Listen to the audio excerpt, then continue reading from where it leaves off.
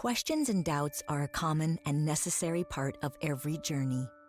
They help find the best answers to life's hard questions and to challenge long-held beliefs that might not actually be true or proven or healthy. They can keep us from harm or help us to escape bad situations. Sometimes our questions and doubts can set us free, but they aren't easy, and these trying times can make us feel even more disconnected, desperate, and alone. But you are not alone. Recovering from Religion is an organization comprised of people just like you, people who have asked questions, who understand doubt, who can help you navigate through the confusion, and who are genuinely there to help. 24 hours a day, any day, you can reach out for encouragement and support on the telephone or via online chat. And RfR even provides online communities to connect with others just like you, even if you choose to do so anonymously. Recovering from Religion is a safe place where you can reach out, explore your questions, converse with a friend, and be completely yourself without fear. No judgment, no rejection, just an opportunity to connect with someone who understands. There's no reason to go it alone. Recovering from Religion is ready whenever you are. Reach out today at recoveringfromreligion.org.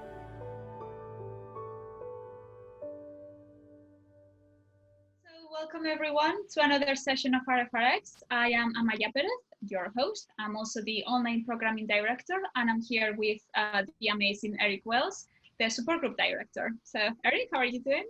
I'm doing good. Thank you. Thanks for letting me on again today, Amaya. Like Amaya said, I'm the support group director, and at the top of every single RfRx, we have a poll. And the poll is designed to kind of get you thinking about the topic that we're going to be discussing today. And so I'm going to go ahead and launch it. Have at it. Like I say every time, this is anonymous, and so we're not able to see how you answer.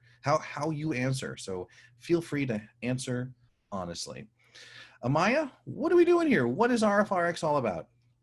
Yes, so RfRx is a series of online weekly sessions in which we bring in guests to discuss different topics that may be relevant to anyone who is involved in RfR. So it's not a replacement for the helpline community or the support groups. It's more of a complement to the services, and it's also a good way of providing good advice and coping skills to anyone who needs them right now. If you would like to send us any sort of feedback, any questions, just anything at all, you can do it to our email address, which is rfrx@recoveringfromreligion.org.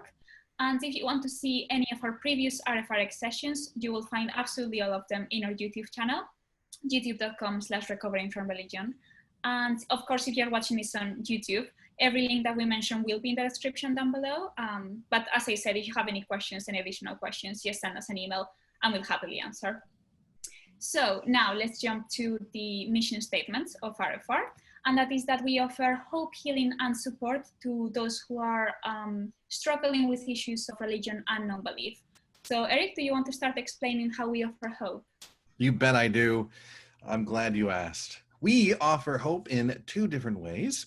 The first is through our blog, and the second is through our podcast. Hope kind of comes from when we listen to other people's stories, or even read about other people's stories and see ourselves in them, maybe relate to them a little bit. We can see how they got through it, what situations they were in, and hopefully it'll give us a light at the end of the tunnel, something that we can look forward to, that life isn't going to be always as tough or miserable as we may be experiencing at the certain moment. So we have got a blog with those incredible stories. We have got a podcast with those incredible stories. So check them out. They're good stuff. Maya, tell us about healing. Sure. So healing comes from, this is via either online chat or telephone call. And it's basically a system in which you can ask any questions to our helpline agents, or if you have any issues, you can ask them for advice. And they can guide you to different resources that we have gathered. So this is a completely confidential, available 24/7 and safe resource. So I really recommend that you use it if you feel like you're struggling with any topics related to religion right now. And apart from this helpline, we have also created a very large number of resources, and this includes everything from books to articles, podcasts, videos, just anything you can imagine and more, you will find it in our resource page, which I'm sure Todd will add the link down below, but in case he forgets, it's recoveringfromlegion.org/resources. So yeah, now Eric, since you're the leader of the support groups. Yeah, the resources page has been super helpful in some of the last few support group meetings that I've attended. There have been some folks that have been really concerned about hell. They've been struggling with that quite a bit, and so we were able to direct them to our resource page and show them some of the resources that are there about the fear of hell. So it's really a very, very well curated library of stuff for folks. Now on to support. Oh my gosh, support. This is kind of right in my wheelhouse. I'm the support group director, and it's kind of what I've been doing for the last 5 years with RfR. In these support groups, this is where we're able to meet face-to-face, normally in person, but right now we're doing it virtually. And we have 52 groups across the entire world. We're able to meet face-to-face and have conversations, bring up stuff that we're struggling with, bring up doubts, bring up our fears in a place, in a space that is really set up for us to feel safe to do so. There's no judgment, there's only empathetic listening, and it's purely peer support. It's where you and I, or myself or the leader and the assistant, or the leader and the guest and the participants, we all get to kind of work together just to empathize and listen to one another and share our stories in these support groups. It's over the last 5 years, I've seen a lot of people come out of these meetings feeling so much stronger and so much better than before.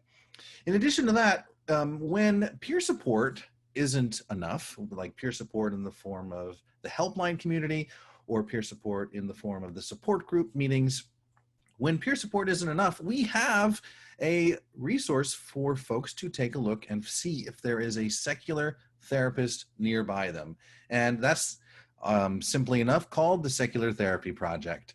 These are therapists who are all screened to make sure that they have appropriate licensing in their state or in their country, to make sure that they're maintaining a secular practice so that you don't run the risk of being proselytized to, or, you know, like go home and read these verses, go home and pray about this. And the third criteria is to make sure that these therapists are exclusively using evidence-based practices. And you can find all of this, you can sign up for an account and find local secular therapy therapists near you at seculartherapy.org. And we have got that link in the chat. All right, what else do you want to talk about, Amaya? Yes, so I just want to briefly talk about the private helpline community. And this is basically an online platform in which you can chat and meet people with similar backgrounds as you. We have all sorts of different groups, such as LGBTQ+, military, exclusively for women, Australians, just any group you can imagine, we have created one for you. So I strongly recommend you join it if you feel like you could benefit from it. And in order to do so, all you have to do is contact one of our helpline agents who will guide you through all the steps that you need to follow in order to join. Again, this is done via online chat or telephone call, the contacting a helpline agent parts. And apart from the chats, they also hold Sunday night Zoom meetings if you want to meet each other in a bit of a more personal way. So there is like another great resource that you could use that we offer. And before we jump into speaking about last week's RfRx, I do want to touch on volunteering. So I feel like volunteering has given such a different light to all of us who are in RfR. We have created this amazing community in which we can all count on each other, and we all feel like we're making a real change in people. And it's just a really great almost hobby to have. It has brought a lot of, I think, feeling of unity to all of us, and we're all on the same page. And it's just a really great thing to do if you have some extra time in your day, or if you want to help somehow. So since we're always looking for volunteers, I strongly recommend you join us. And in order to do so, you only have to do is go to our website, and that is recoveringfromlegion.org/volunteer. And the website should be simple enough. So you just have to follow the the website, and the website will guide you through it. However, if you have any questions, again, just send us an email. That is absolutely fine. And now let's jump to speaking about last week's RfRx. And last week we had J.R. Becker, who is an author of children's book, but it's quite particular because he makes secular books for children, which is really, really interesting. And I personally really enjoyed it because I feel like he has created something very unique in terms of he has created a book for children about evolution, but also about death, which I feel like is such a complicated topic. So it was really fascinating to have him here and listen to what he had to say. What were your thoughts, Eric? What were your impressions? Well, I really liked how he talked about encouraging children to and engaging their curiosity. I like how he goes about asking the questions, I wonder, blah, blah, blah, and having the kid try to, or the child to try to come up with an answer, even if it's ridiculous or what have you, but it really exercises their critical thinking skills at a very young age. I also very much liked his approach about exposing children to different religions, a lot of different religions, not just one, and helping to create sort of like an inoculation against becoming or against a specific religion or something like that. And exposing children to more than one religion seemed like just such a fantastic idea. And I sort of flipped it around for me as well. Before I thought like, oh, we need to kind of keep them away, but his point was well made and makes much more sense than my own, what was going on in my own head.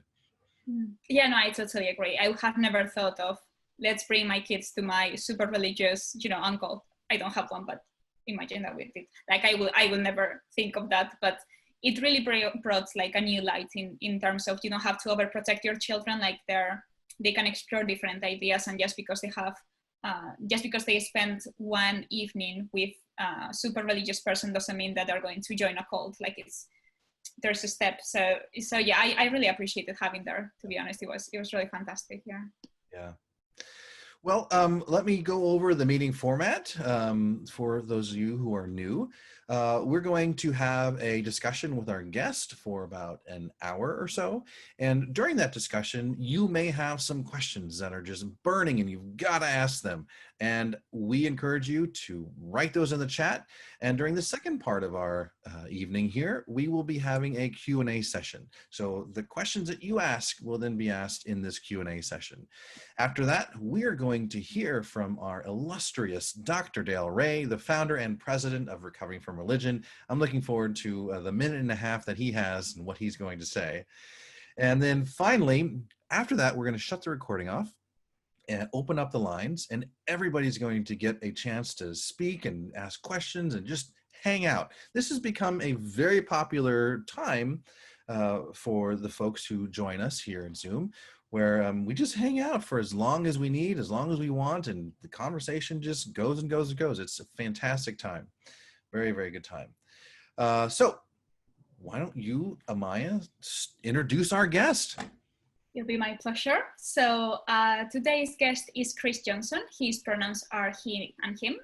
And I'm just going to read you a bit about his bio. So Chris Johnson is a New York-based photographer and filmmaker. He received his undergraduate degree in film production, along with a minor in religious studies from Concordia University in Montreal, Quebec. His photography has been seen in various outlets, including the New York Times. He is the author of the coffee table photography book, A Better Life, 100 Atheists Speak Out on Joy and Meaning in a Wonderful World Without God. You can see it in the camera with Eric. As well as the documentary film version, A Better Life, an exploration of joy and meaning in a world without God. He has traveled the world on a screening lecture tour, A Better Life, speaking and screening the film in over 120 cities in 4 continents, from Reykjavik to Shanghai. And in addition, he is the co-producer, co-director, and co-writer of the recent documentary film, Merrily Marvelous, The Dancing Genius of Gwen, Verdon, which premiered on the BBC in 2019. So Chris, thank you so much for being here. Welcome. I'm super excited to have you. And yeah, it's just great to have you here. Thank you so much. I'm really excited to be here and be here with all these wonderful people I'm seeing on the screen right now.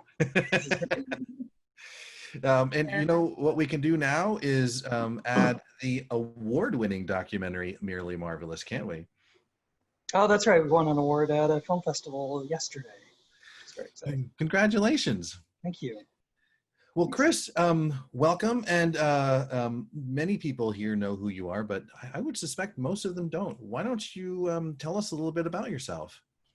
I always suspect that people don't know who I am, so I'm always excited if they do. But yeah, so just a little bit about me to start out with. I grew up in Seattle, which is where I am right now, actually.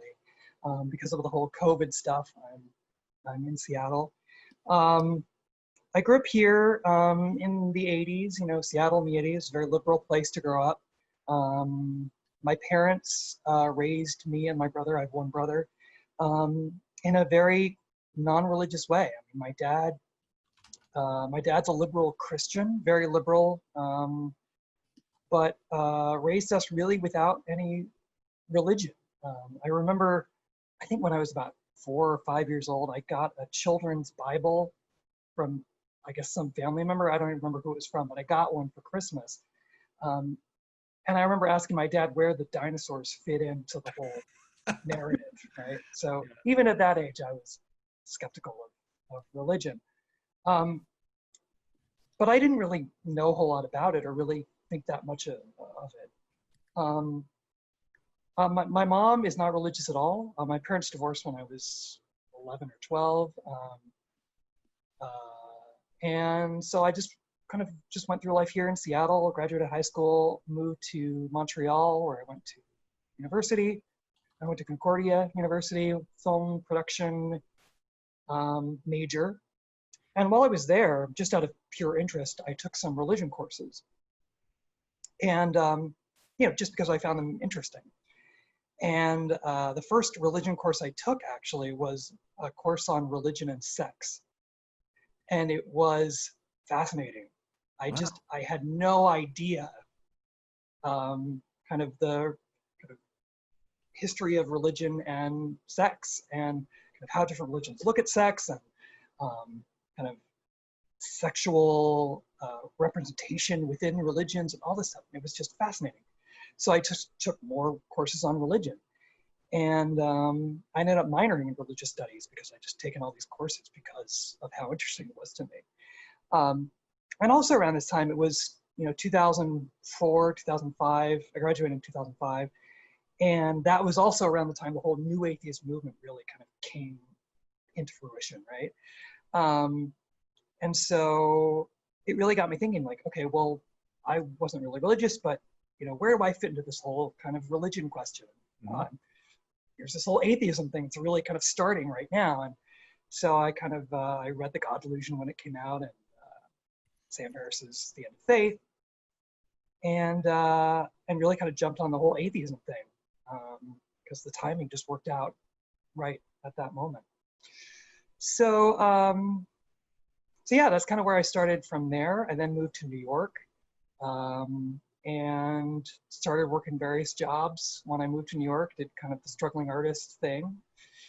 And I had a job actually as a tour guide at Madison Square Garden for 2.5 years. I worked there.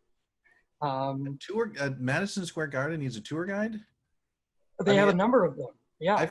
I always just see it as this gigantic like arena or stadium, but is it more than just that? Like, did you just walk people in like, all right, here it is. Over there's the stages usually, and here's some seats. This one you have to pay extra for. What? Is there more than just that at Madison Square Garden? There was, yeah. So there was like, they had like club restaurants that you could visit, and they had locker rooms you could visit, and they had the luxury boxes you could visit. So you go on a tour. Especially if there wasn't like an event going on, people could still go and like tour the arena and see like behind the scenes stuff. And it was kind of fun. It was interesting. I mean, I got paid to just kind of talk for a living, which is kind of what I do now, right? But that was fun. And actually, I was just thinking about it the other day. Holly Leisig, who is in the band Lucius, which is pretty popular band right now. She was one of my coworkers there. So there were a bunch of us who were kind of figuring ourselves out and trying, doing the whole struggling artist thing while having this day job as well. It was interesting, but we all got laid off. They were going to do some renovations in the arena, and they laid us all off. And so we were just kind of like, oh, what are we going to do now? And then I just kind of got into doing photo and video kind of freelancing in New York. Doing like red carpet photography, that kind of thing, news photography stuff. And like paparazzi. and I did that. I mean, not like chasing people down, but like, yeah, like stuff that, was in magazines and newspapers and things like that. Yeah. But it was okay, but I wasn't feeling great about it. I wasn't kind of doing something that I felt fulfilled and excited about doing, right? And it was also a bit of a struggle too. It wasn't like, it wasn't really, that secure of a job either. So in 2011, in the summer of 2011, I took a road trip with my brother.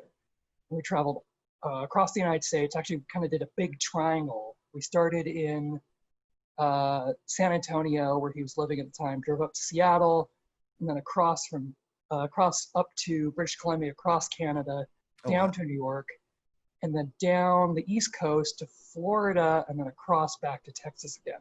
Wow. So we did that, and it was amazing. And on this road trip, we listened to a lot of atheist podcasts, driving along, and we stopped at a lot of national parks on the way. And we stopped at White Sands National Monument in New Mexico, which I hadn't been to before. And I was just like blown away.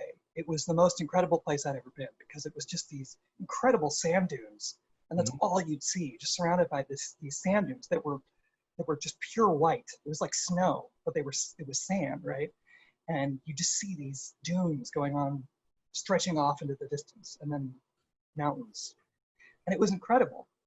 And so kind of the combination of being in these beautiful places and thinking about kind of ideas of God and atheism and all that was really interesting. And my brother said to me, you know what you should do, Chris? You should make a photography book, because I was taking a lot of pictures too. And I said, oh, that's not a great idea. I mean, how many photography books are there out there? I mean, nobody cares about me. Nobody cares about my work. And he said, well, you just have to think of a way of making something different. And so all these ideas kind of came together, like, oh, okay, well, atheism, religion, photography book. Like, what if I made a photography book about atheism? What if I made a book about atheism that wasn't just, this is why religion is bad, or this is why religion is harmful, which is an important book to have for sure. But what if it was something where it was, here are a bunch of smiling, happy atheists.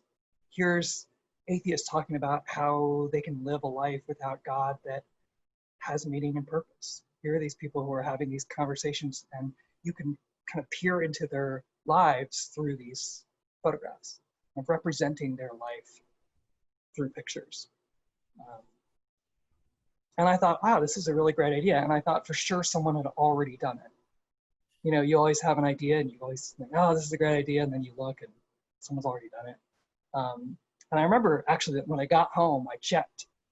And I was trying to find like, who's already done this? And I couldn't find it. So I was like really excited to do it at that point. I think it was very relevant that you did a positive outlook on atheist lives, because I feel like a lot of religious communities portray being an atheist as the most miserable thing you can be, and that you have no purpose in life.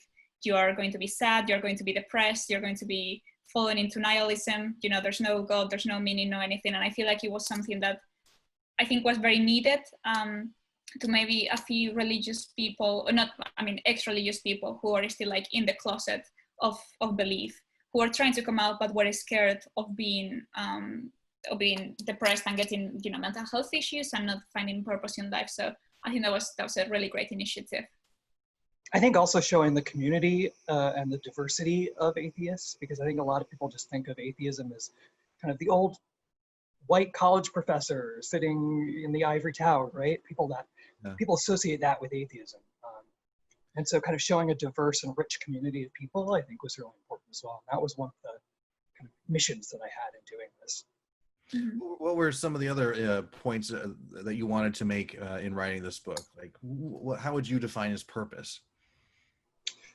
I think a lot of it was kind of showing, like I said, showing the diversity of people, showing the diversity of thought,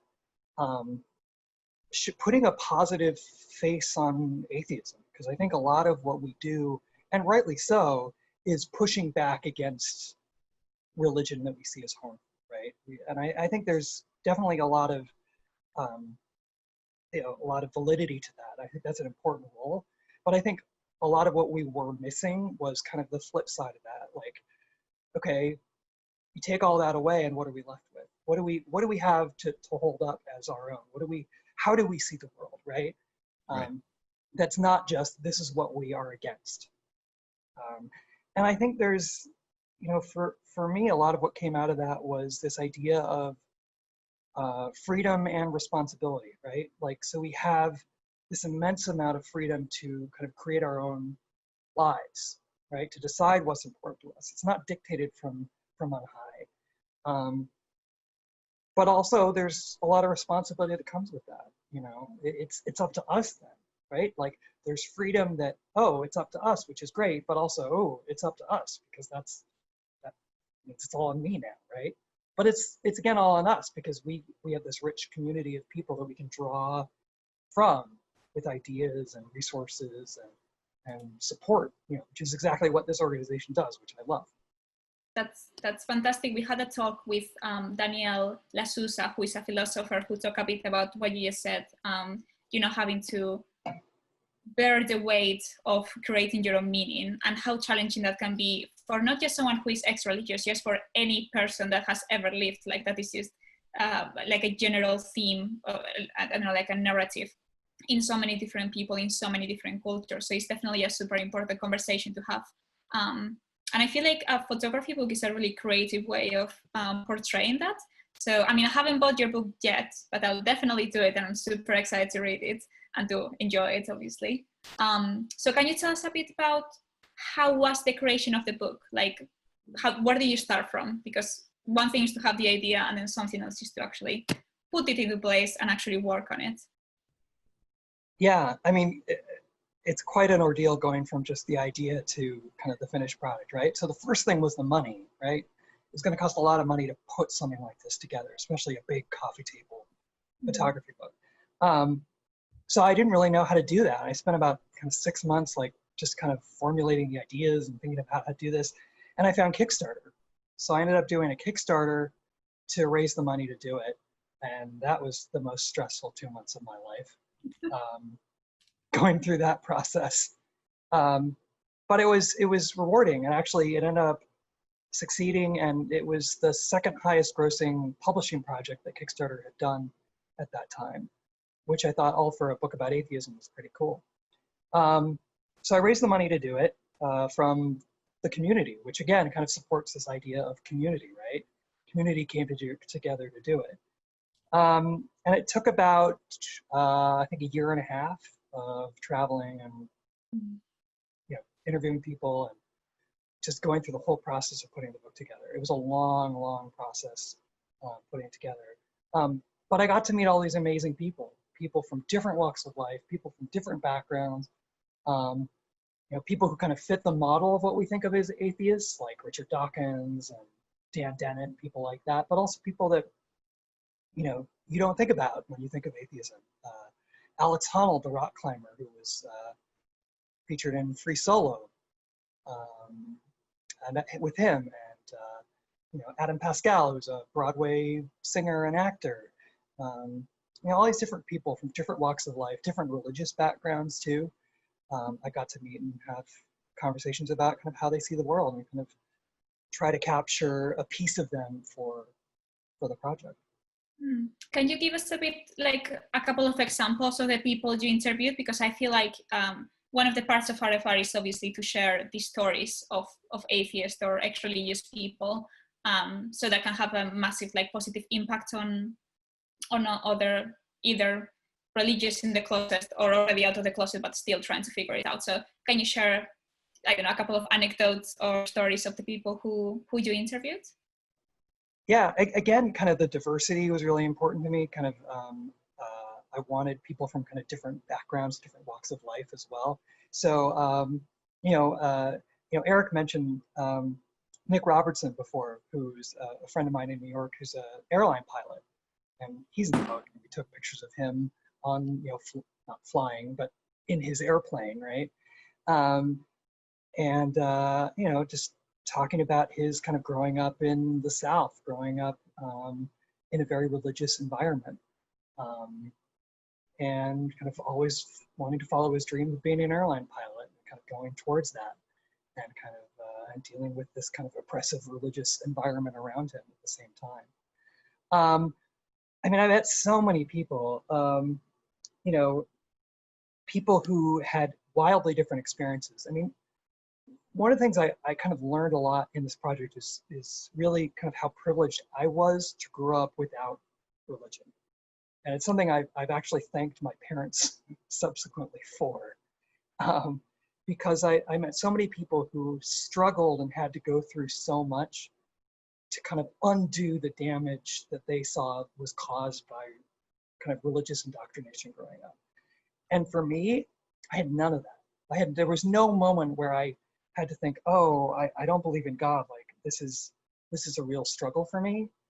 And so for me, kind of recognizing that privilege in myself, that I didn't have to go through that, was hoping that people could read these stories and look at these other people's examples of this is what they went through, which might kind of help people move along in their own journeys.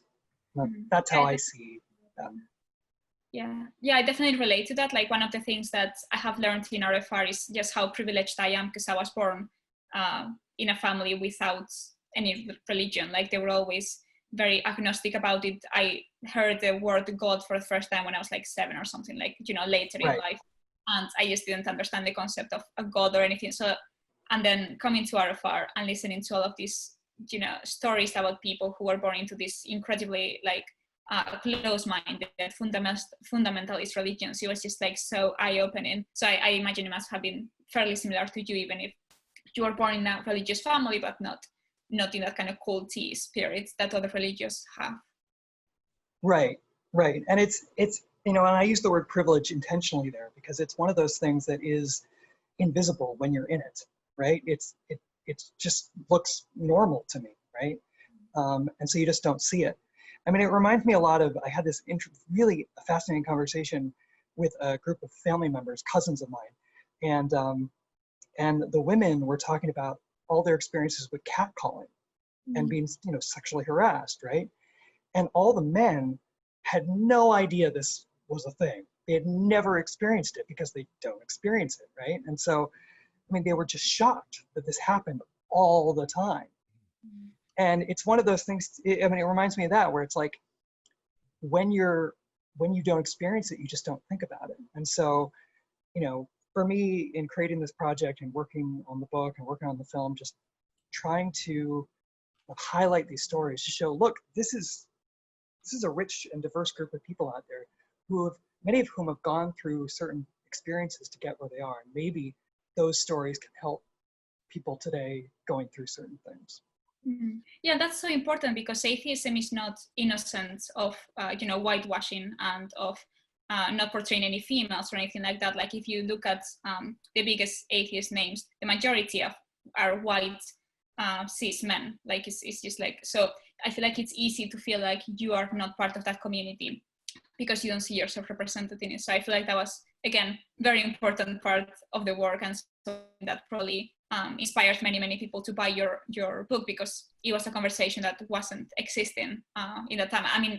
Right now it's not really existing that much either. So I can imagine that back then it was even worse. When did you publish the book? How many years ago? 4 years ago, 5 years ago. Yeah, like that's a fairly long time in terms of social justice issues. So. Yeah, I know. Things are a bit different now.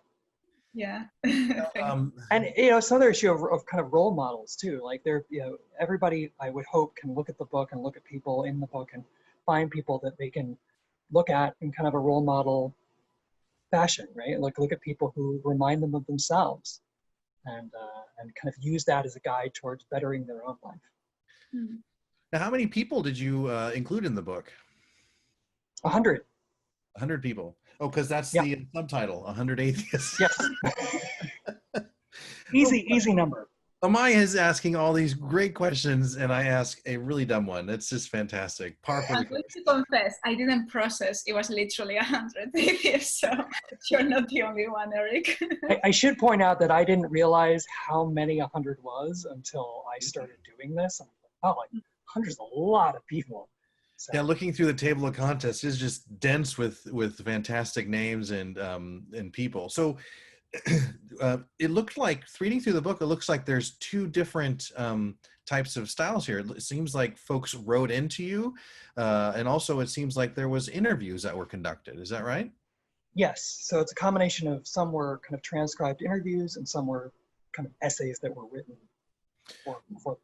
What were some of the main questions that you asked for folks to kind of help them, to prompt them to do this interview, or for the writing? And basically, I wanted it to be very open-ended. I wanted it to, I didn't want to just conduct the same interview 100 times, right? So I wanted to kind of tailor my conversations with each person kind of specifically to kind of their life history, their lifestyle.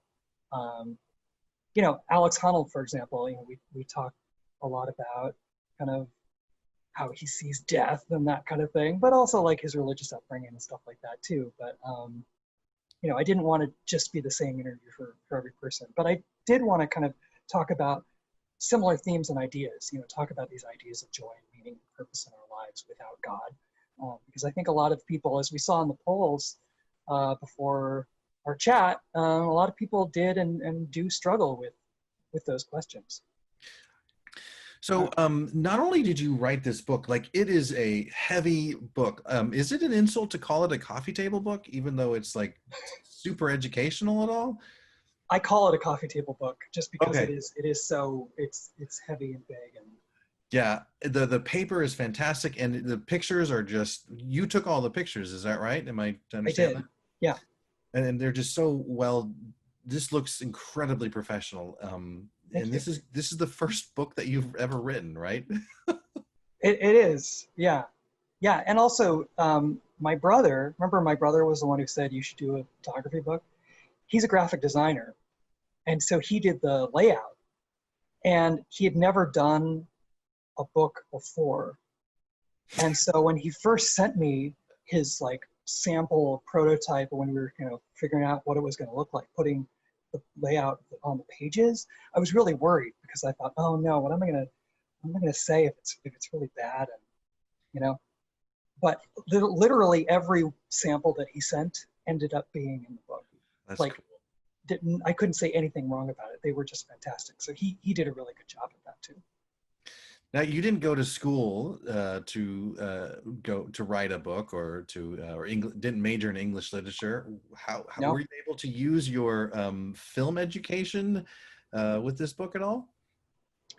Yeah, I mean, filmmaking is a lot about collaborating. Filmmaking is a lot about working under pressure and stuff like that. So I think the skills you learn in film school, I think, translate very well to other places. So I worked with a lot of people who helped in doing editing and going through proofreading and combing through to find mistakes and things like that. Like it's a lot of work. So it wasn't just me doing it. Everything is collaborative, I've discovered in life. That was kind of a question to lead you in to talk about the documentary that accompanies this book. Oh, sorry, I didn't pick up on that. It's okay. It's the lockdown. I'm just. Let me rephrase that. So not only do you have this incredible book, but you also have a documentary that you made that accompanies the book. I do. Called A Better And Life. look, I have a DVD of it right here. What? Yeah. A DVD? I know. What's a DVD? I have no idea. What's that? Yeah. So all the interviews I did for the book, I filmed, right? So then when I was done with the book, not only did I have all the stuff for the book, and the book, but I had all this footage, right? So on to my next project, which was putting together the film version, which was kind of a medium I was actually more comfortable with. So I spent about 9 months working on that, putting that together, doing additional reshoots and things like that. And I did, and I put that together, and I did a screening in London. I premiered it in London at Conway Hall, and I did a little Q&A afterwards, and it was great, and we had a good time. And I thought, okay, I'll do a couple more of these like screening, lecture, Q&A events.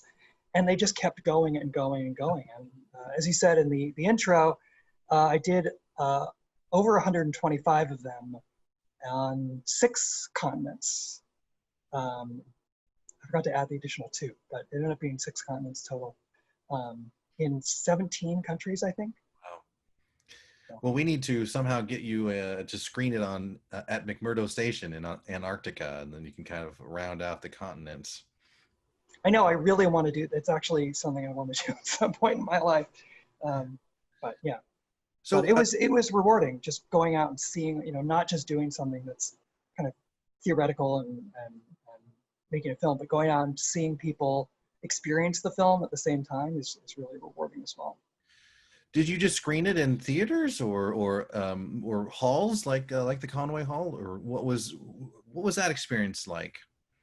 All kinds of different places. That was one of the cool things about it, was that every screening was different. I did screenings in people's living rooms. I did screenings in people's backyards. I did screenings in giant movie theaters that, you know, giant theaters that seat 1,500 people. I did 2 screenings in planetariums. I did a screening in the southernmost planetarium in the world.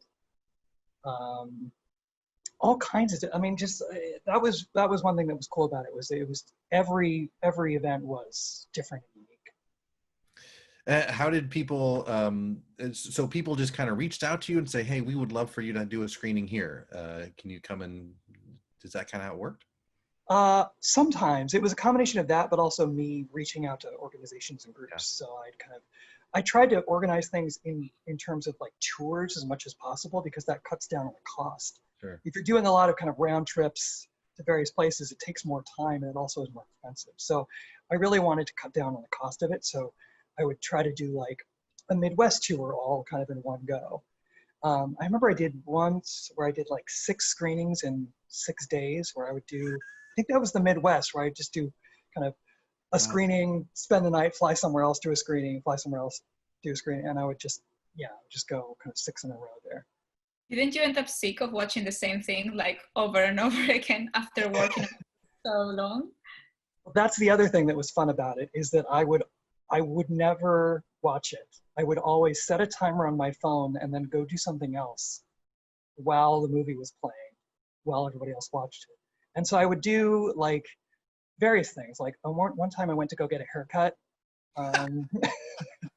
One time, like I would do other work. Just sitting in hallways, working on my laptop or whatever. Just various other, you have dinner, like various things while people are watching the movie. I didn't want to watch it all the time, because then I would just get tired of it. What was the reaction from folks that you got? It was really great. It was really great. People, it varied. Some people were crying at the end of it. Some people were, thinking about things they hadn't thought about before. It was great. People to again, like most of the times, if you make a movie and you just kind of put it out in the world, all you see are kind of reviews online, or you occasionally see what people think. But actually, like being there in the room right after they've seen the movie, and kind of getting that initial feedback and seeing how it affects people, is really cool. I mean, it's the same with the book too, in a way, because like, the books are all in my dad's basement, right? So whenever one gets shipped out, like I ship it out, right? Like I print out a shipping label. And so I see where the books go. And so, books have gone to Saudi Arabia, books have gone to Sudan, books have gone to They've Japan, been to Saudi Arabia? Yeah. Wow. Yeah, I don't know if it got through. It didn't get returned, so it presumably went through. I got an order from someone who was a chaplain at a federal penitentiary. So, I mean, that's just one of the cool things about creating something like this too, where you don't know where it is going to go, and then you see little glimpses of where it's ended up, and it's very rewarding to see that. Did you have anyone in either the screenings or like your book tour that was like outraged, you know, like a very religious person who was like, I can't believe this is a thing, and reacted badly, or was everything like fairly decent and peaceful, let's say? It was generally pretty peaceful. I did get religious people who came to the screenings, and from what I remember, everybody was very nice about it.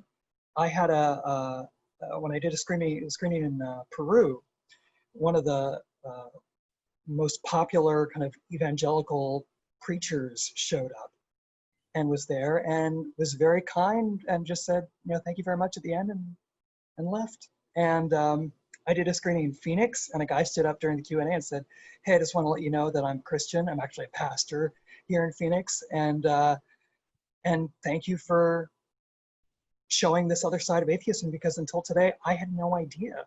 Wow. You know, I thought of atheists in this other negative way, right? So it's actually gotten a lot of really nice feedback from religious people. Are you still doing the screening tours, Chris, 4 years after the book has come out? No, which I'm very glad at actually now because of the whole COVID situation. If this had happened when I was doing that and traveling so much, it would have been a lot worse. But no, I've really, you know, I did a lot of them, and then I just had to kind of move on to do other work. As you mentioned, I worked on the Gwen Verdon film, which just came out. So yeah, I had to kind of stop it, but I still did some other lectures and some screenings around whenever I was asked to do them. Like I saw Darrel last year in Wisconsin. We were there together, and so yeah, various things, but not the extent of what I was doing before. Yeah. So following through what you mentioned before about telling the stories, positive stories of atheist individuals, do you have any tips to give other fellow atheists, agnostics, or ex-religious people so they can implement a bit more of that positivity in their lives? Yes, I actually wrote some down here, some notes. And this is, I went back and listened to a podcast I did with my friend John Hall, who's in the book actually. He's a psychiatrist in North Carolina. And he's just such a great guy. And this is something we talked about when I interviewed him for the book and also for the podcast I did with him. To kind of talk about, as somebody who knows a lot about kind of the human mind and how we work as people, I wanted to kind of pick his brain about these things. So this is what he said when I asked him about kind of how we can think about our lives in a different way. How can we better our lives in this world without God, right? And the first thing he said was go back to basics, right? So get enough sleep, exercise, and create a good balance of work and personal life. You know, we get very obsessed with kind of job success and all that, and there can be an imbalance in many cases between kind of job and personal life. So trying to find a good balance between those, I think, is really important, and I love that he said that. He also said, accept that change is going to be a part of life, and expectations are not always going to be fulfilled. You know, we often think that, you know, life shouldn't be a particular way, right? We often think that, we often fight against change in our lives. I mean, I do that. And I think one thing that I found useful is kind of taking what he said to heart, is kind of accepting that things are going to change. And kind of just going with it in a certain sense. And that most of our suffering comes from our own expectations, you mentioned as well, which is very Buddhist, right? And that's something I found as well in my own life, taking into account what he told me, because I think for me, a lot of why I was upset about something has to do with the expectations I had going into it. And if I kind of let go of that, even if it's for a brief moment, I find a bit of peace, a bit of calm in that. And learning which things are in your control and which things are out of your control.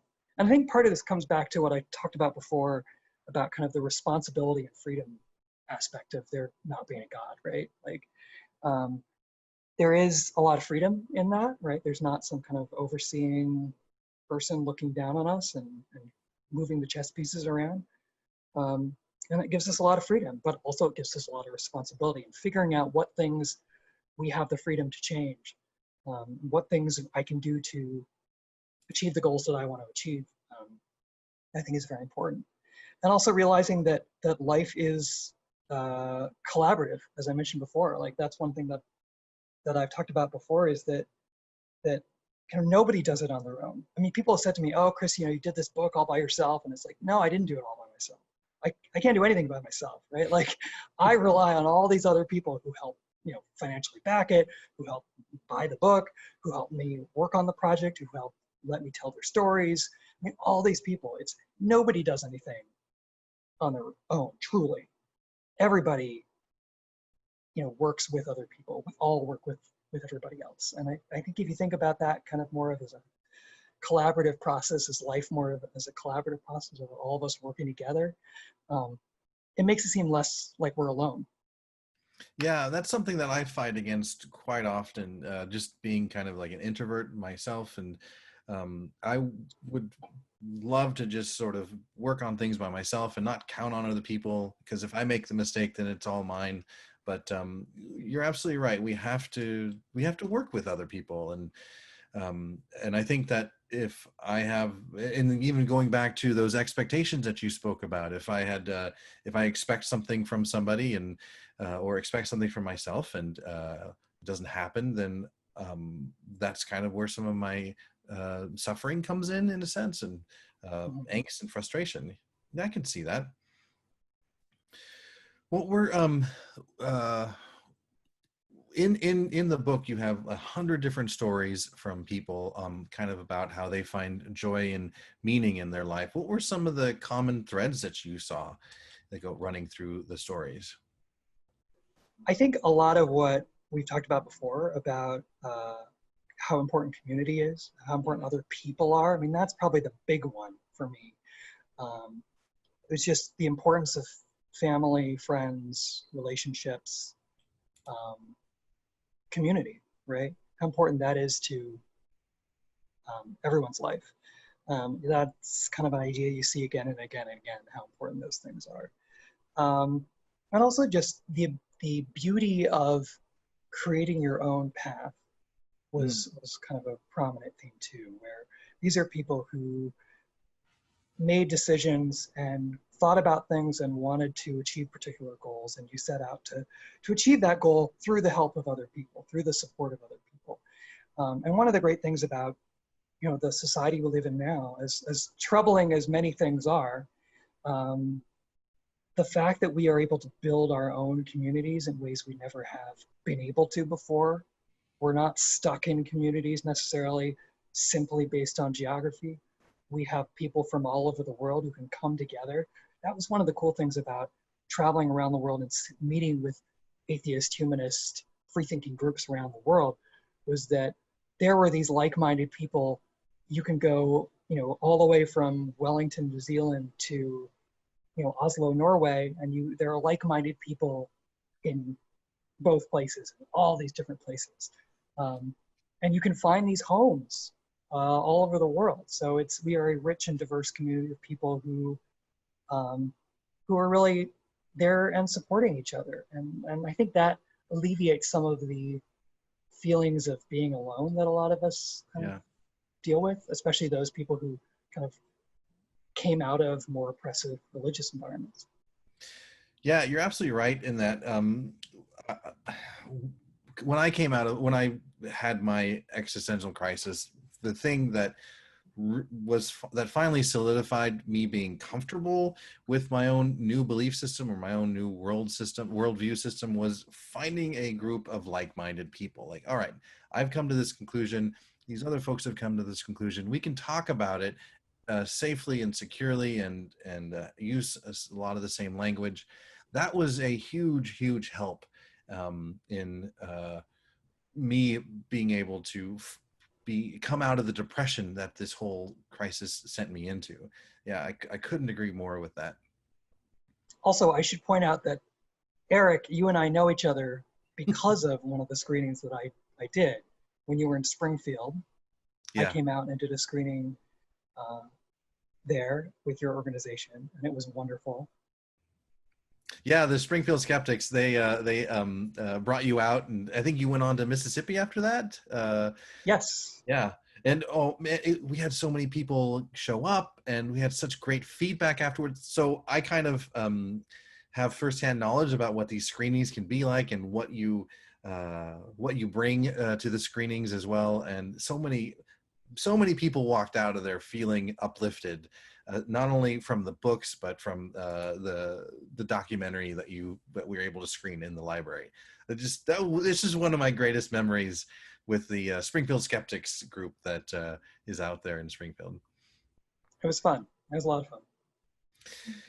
So there is this angry atheist idea. Like I will honestly say that I am still very angry at religion, even though I may not come across it that way. But I probably fall within that stereotype. What does your book do to kind of dispel that myth? I think we talked quite a bit about it, but is there anything else that we've sort of missed along that same vein?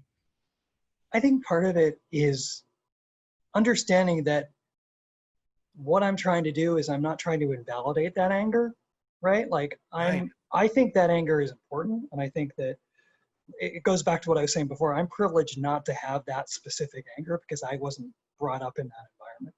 But I completely understand why people are angry, and it's completely justifiable that people are angry. I was just of the opinion that it shouldn't be the only way we talk about these things. So I think the anger is important, and it's valid. But yeah, I think it's important to also talk about these other things, because I think if you just have the anger, that makes people a little more frightened about what comes after that. Like if it's just a bunch of angry people, like, oh, I don't want to be a part of a bunch of angry people. Like that's going to make me angry, Yes. right? So yeah, I think it's important to kind of showcase the parts that aren't angry, but understand the anger is valid too. I absolutely love how you put that and you're absolutely right. The book doesn't invalidate our anger at all. We can be angry, but under all of that, we can still have a beautiful and fantastic life, full of meaning and joy. And reading through the book, I don't relate to everyone in there, but there's so many people that I can relate to their stories and see myself in their shoes, in a sense. And I get, and just talking with you and your whole demeanor and the way you go about life, your character comes out in the book. It's peaceful and relaxing, and just kind of just joyful. I'm really, really thankful that you wrote this. This is something that, thank you. So many of the books that I had read before, like Christopher Hitchens' God is Not Great, or even Dawkins' books, or they seem full of vitriol and anger, and this is completely opposite, but doesn't at all invalidate my anger, like you said. That's good. I like that. Thank you for saying that. And it's interesting because it reminds me, I'm kind of reminded of the book by just looking at the screen right now, because I'm seeing all these boxes of all these people, and I'm just like, how many stories are in these boxes? I mean, I know some of these people, right? Like, and I know the stories behind the faces I'm seeing, and there's just such a rich tapestry of stories here, and the diversity of people here I'm seeing. I mean, this is what I love about this community. What do you think it is about stories that really draw us into them? What it's something that is so magnetic for me that I just want to hear where other people came from and kind of who they are. What do you think it is that makes it that so attractive? Should put on my Joseph Campbell hat. It's I don't know. I mean, I think probably something having to do with it. Kind of, we can relate to other people's stories. It kind of validates our own experience as humans. Yeah, we can see ourselves in other people's other people's lives and other people's stories. And there's a lot of power in that. That's why I love movies, right? Like, that's why I love like telling people stories through film or watching films, or, you know, I think there's a lot of power in kind of understanding where other people are coming from through hearing their stories. It definitely brings the topic back to like reality, I think, because if you see, I don't know, numbers of how many people have left religion or how many people blah, blah, it's not the same as to listening to specific person telling about their story and kind of humanizing that experience, because it's really an individual behind it, and you can also relate to, as you said, their own experiences in maybe other aspects of your life. So when you were saying about, you know, the angry atheist thing, obviously I've been lucky enough that I haven't gone through that process, but I have in other areas of my life that are not atheism. And I just want to add really quickly that I think that when you're speaking to other people and you're trying to relate to their stories, I think it's important to to manage your anger in a way in which is not expressed in a negative way towards the other person, because I feel like if you do so, you are less likely to get a positive feedback from them, and even to just get out of that conversation with a good mental health yourself, if that makes sense. I'm not sure if you have experienced anything like that during the books, or what are your thoughts about that? What do you mean specifically? Like, so like if we're approaching people who maybe don't believe the same thing as you, what sort of emotional state to be in, as in like, because obviously sometimes anger can fuel your motivation, so it can be a good thing, but also if you're too angry, then you can push them away. So I'm wondering if while speaking to all of these different people, you have sort of figured out what is the point in which, you know, because you are saying validate anger, yes, being too angry, no. So where is like the middle point, if that makes sense? I'm not sure if I'm making any sense, probably not. No, I see what you're saying. I think I tried to kind of just be kind of a blank canvas in a way. Like one thing that I've realized about myself in speaking with many people is that I come across, which I guess is good, as not very threatening, right? Nobody's like threatened by my presence. Nobody's upset by when I enter the room, right? Except that time you pulled good. a knife on me. That's that true. Was really scary. When you pulled that knife, you took well, my actually, wallet that time. Actually, I'm reminded of an experience I had with you, Eric. Do you remember in the lobby of the library where we were doing the screening in Springfield? This guy walks up to the film start, so I come out into the lobby. This guy walks up to me and he's wearing a t-shirt with a giant American flag and an eagle on it. And just seeing him walking towards me, I think, okay, I don't know if this is gonna go very well, right? Right. And he starts going on about like, who are you? What are you doing here? What's this event about atheist people? And he just went on this rant, and I just was like, I don't know. And he registered a complaint with the people at the library that we were exercising our First Amendment rights. He was upset about that. We were doing that, and then he ended his conversation to me by saying, "Welcome to the Ozarks." Yep. Yeah, he did. But you know, I handled it in a way where it's like, I'm not gonna, you know, I wasn't like getting in his face or anything, but I wasn't, because that's just not my style. But it just kind of ended peacefully, I guess. I felt sad for him, honestly. Yeah. You know. Yeah, he could have seen a softer side of atheism had he just walked into the room and been open to similar to that pastor in Phoenix that you were talking about. Right. I mean, I think a lot of it for me is, in speaking to all these people for the book and for the movie and stuff, is realizing like something I think we should all think of, which is like your personal experience is not necessarily everything. Right. Right. Like so many people have so many different experiences. Like that conversation I mentioned about the catcalling. Like I would have had no idea had I had conversations where people brought that to my attention about what their experiences were like. And so that's why just talking to people is so valuable. So you had mentioned that you've got a podcast. Tell us a little bit about the podcast. What's it all about? Yeah, so I started a podcast of the same name, A Better Life. as a way to kind of reconnect with people from the book. So I kind of go through, I speak to people who were in the book or the film, but I also speak to people I've met since doing the book and the film that, that have interesting stories to tell. And again, it ranges from people who are well-known and people who aren't well-known. So it's because there's so many people I would have loved to include in the book or the film, but I didn't know them at the time or didn't have room or whatever, that it's nice to have this other outlet to do interviews and do long form interviews. It's about an hour, 45 minutes to an hour with each person. So it's nice to be able to kind of have those conversations again and more in depth than maybe just the book or the film as well. So I like doing that. So it sounds like the podcast is sort of supplemental to the book. Like it's an extension in a sense, but without the photographs. Right. So it's like if you do the book and the film and the podcast all together, it's kind of multi-sensory, in-depth look at different people. So awesome. Before we head on to the Q&A part, Chris, would you mind just sort of listing off those tips again one last time about some of the how folks can see the positive in their non-belief? Oh, the tips I got from John? Yeah. So these are not mine. These are from John Hall, who talked about them in my podcast, and he's fantastic.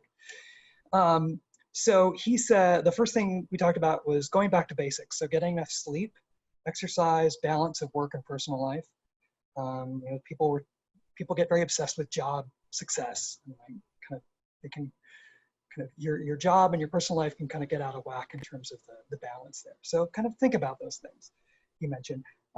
Accept that change is going to be a part of life and expectations are not always going to be fulfilled.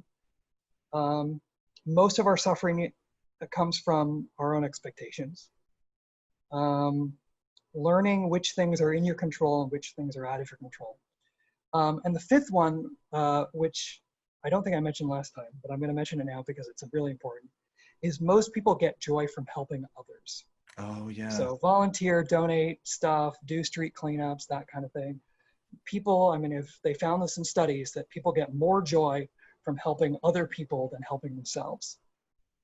So that's a really good way to not only get joy for yourself, right, but also help your community. And we talked about the importance of community too, and that's a really good way to do that. So those are the 5 things that came from John. And by the way, John just visited Seattle before COVID hit. John visited Seattle when I was here, and I met up with him, and it was great to see him again. He was doing the cycling thing, and he's a great guy. So check out that podcast, and he's in the book as well. So, John Hall. We will have a link to the podcast definitely in the resources. All right, Amaya, you want to hop on into the Q&A part of this? Yeah, sure. So the first question is quite general. It's basically, where can we find your film work? Because nobody buys DVDs anymore, so I'm going to assume. Yes. I see true. Darrel Nobody does. over there kind of like getting pissed, like, hey, I've got a DVD player.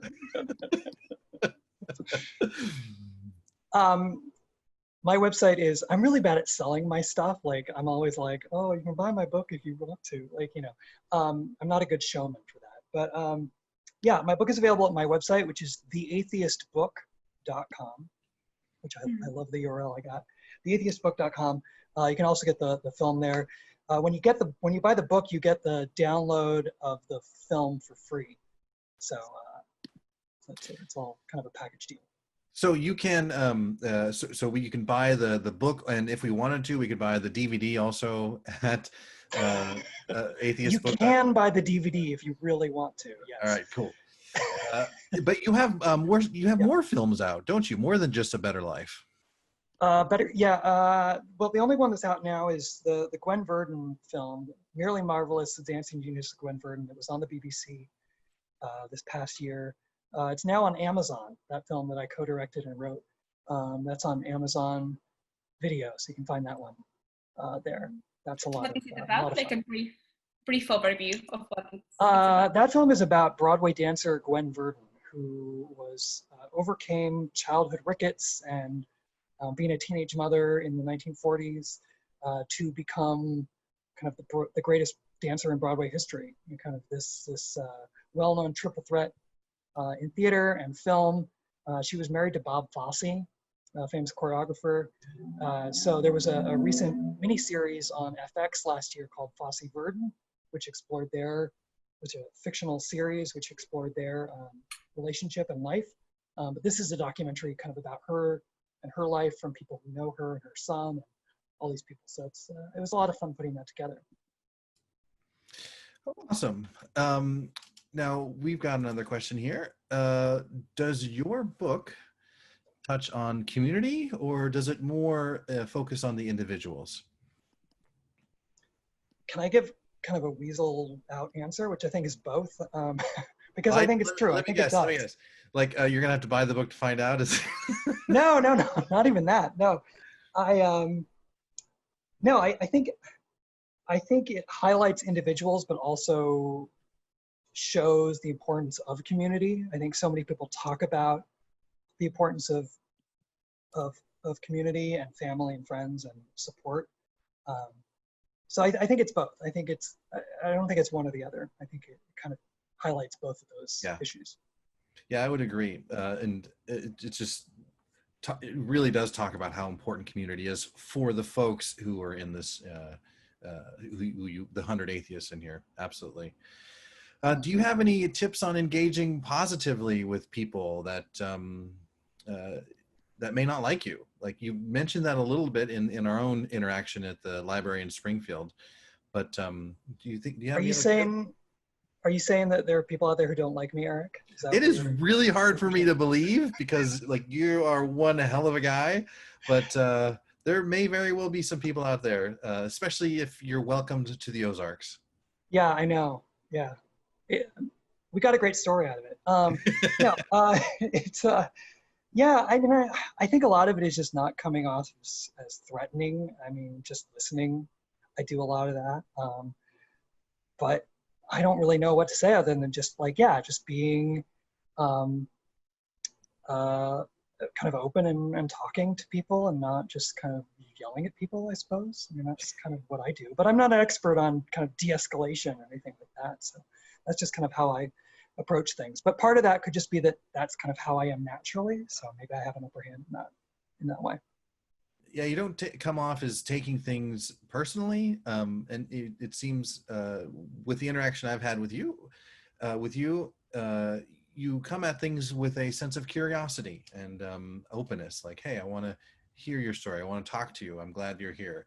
And it seems very easy to talk with people like that. I went to a Montessori preschool, so maybe it was that. Very nice. We've got some more questions. Amaya, want to take the next one?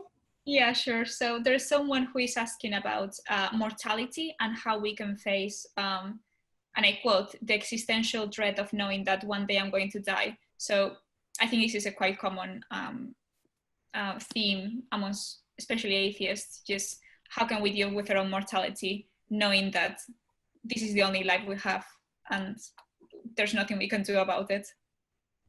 That's a good question. And that's something that is talked about in the book and the film.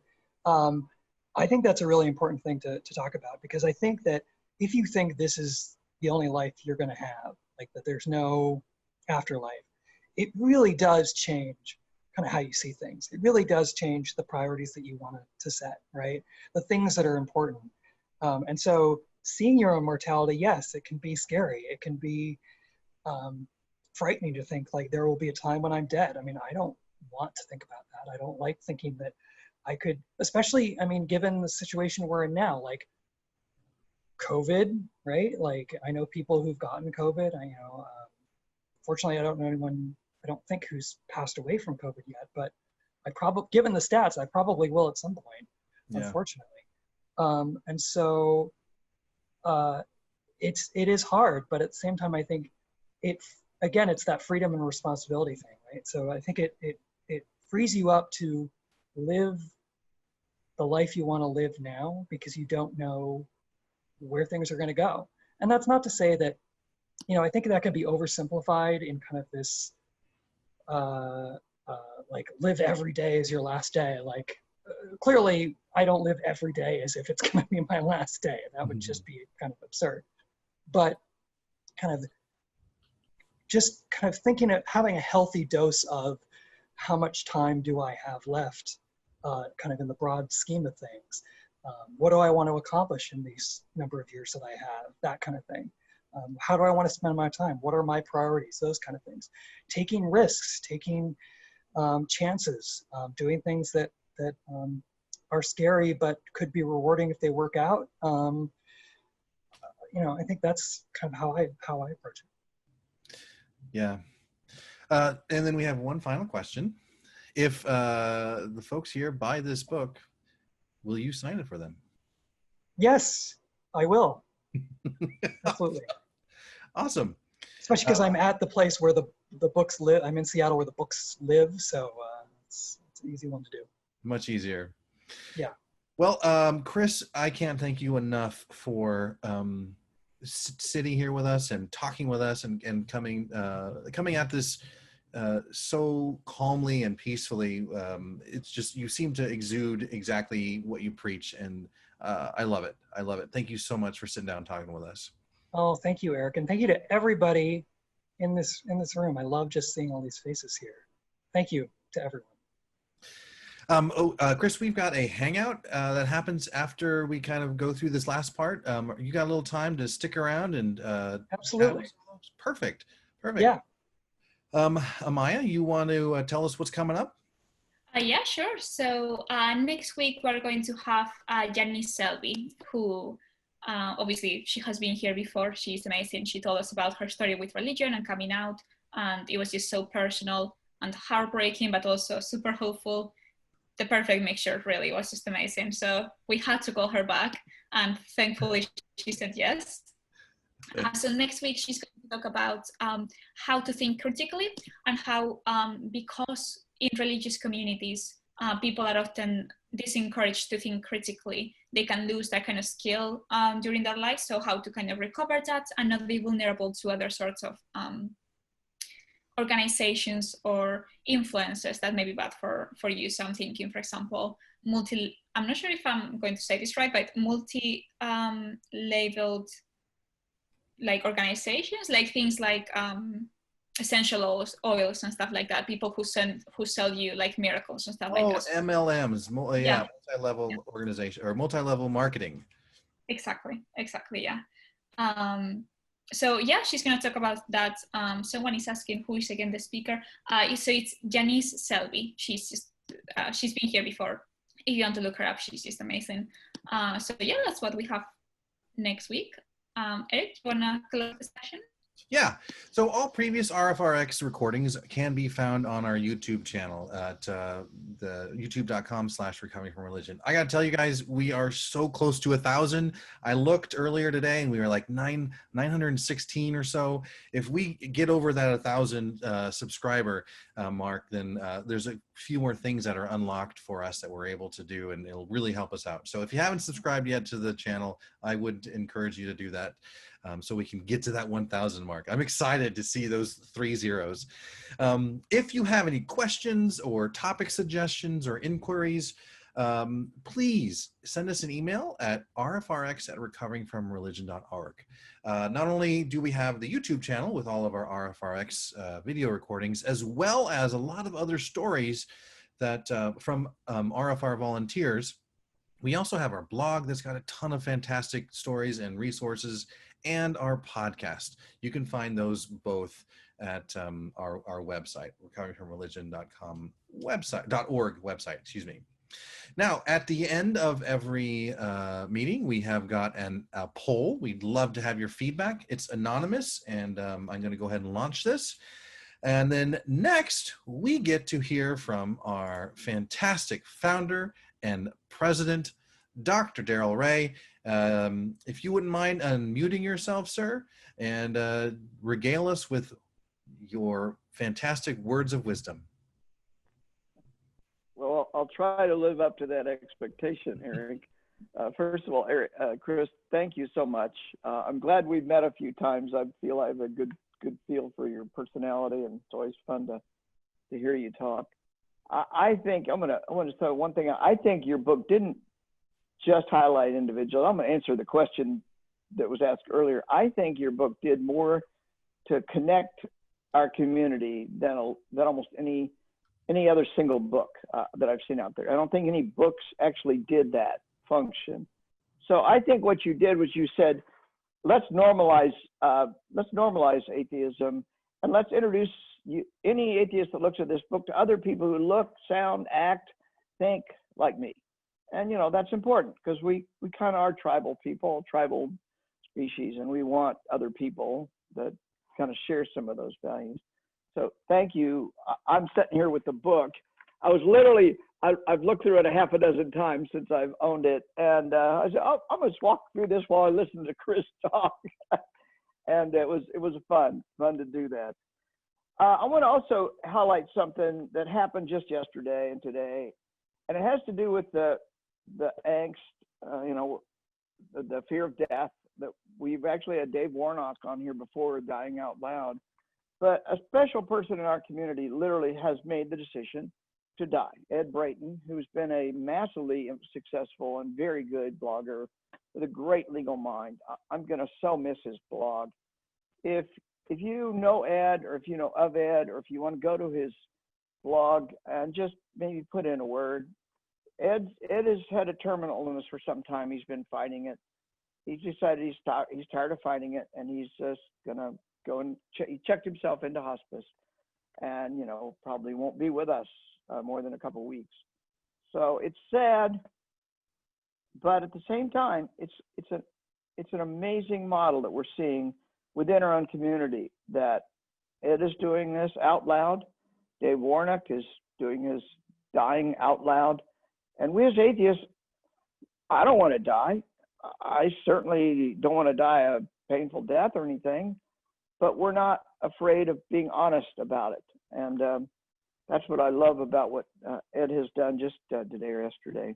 So I don't want to get off on a downer too much, but hell, you know, we're talking about atheists, and we're not people that sit around fearing hell or any of that kind of stuff. So let's celebrate the one life we have. So I got a little list here of things I'm supposed to say or want to say.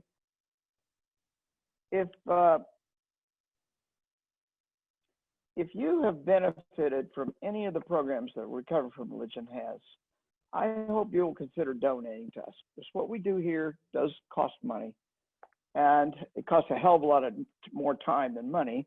And we have over 160 and growing volunteers, and as Eric has been growing the list of local groups like mad. I think we've more than doubled, almost tripled the number of groups we have now than before Eric took over. So we're always looking for more volunteers.